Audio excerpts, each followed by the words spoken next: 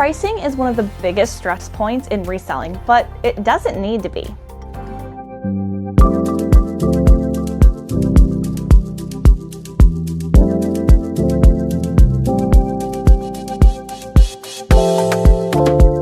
Hello everyone, it's Jackie and this is Listing Thoughts with Jackie. This is a space where I talk through how I think about reselling, not trends, not panic, just perspective from actually doing this day to day. So on today's episode, we are going to be talking about pricing your items. I see so many resellers spiraling over whether something is priced too high, too low, or just wrong. So I want to talk through how I think about pricing without panic or guilt or overthinking. So now this is not an do it exactly this way video. It is more about mindset and strategy and how to make pricing feel less emotional. So let's be honest, pricing is stressful because it feels personal. If something doesn't sell, we assume we did something wrong. If it sells fast, we assume we underpriced it.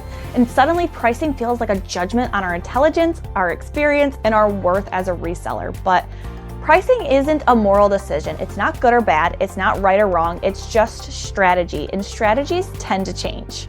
So overpricing creates stress because we feel stuck waiting. Underpricing creates stress because we feel regret when it sells.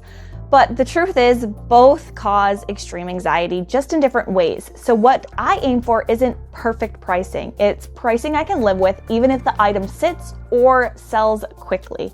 We can't always know what the perfect price is going to be ahead of time. Sure, we can check comps, but we don't always know when the right buyer will show up, what mood they'll be in, what they've been searching for, or what they're willing to pay that day. Pricing only becomes right after the sale, and even then, it's subjective. When I price something, I'm usually thinking about a few things. I'm thinking about time. How long am I okay with this item sitting? Not everything needs to sell fast, but not everything deserves to live in my inventory forever. Next, I'm thinking about fees.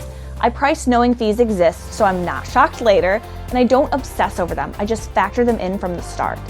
Then I'm going to think about discounts. I price with flexibility. I like knowing I can run a sale, accept an offer, or negotiate without feeling like I'm giving an item away.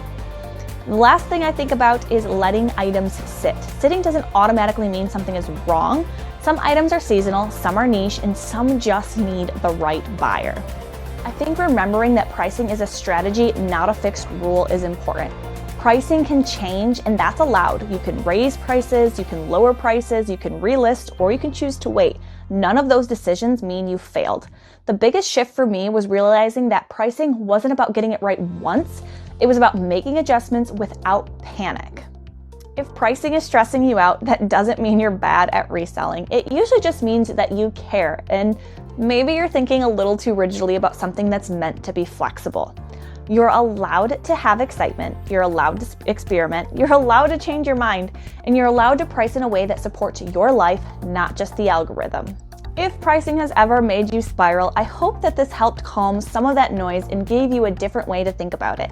If you liked this video, go ahead and hit like and subscribe for more reselling tips and tricks, and also be sure to hit that notification bell so that you never miss when a future episode drops. That is all for today's episode of Listing Thoughts with Jackie. I hope you all have a fantastic day today. Until next time.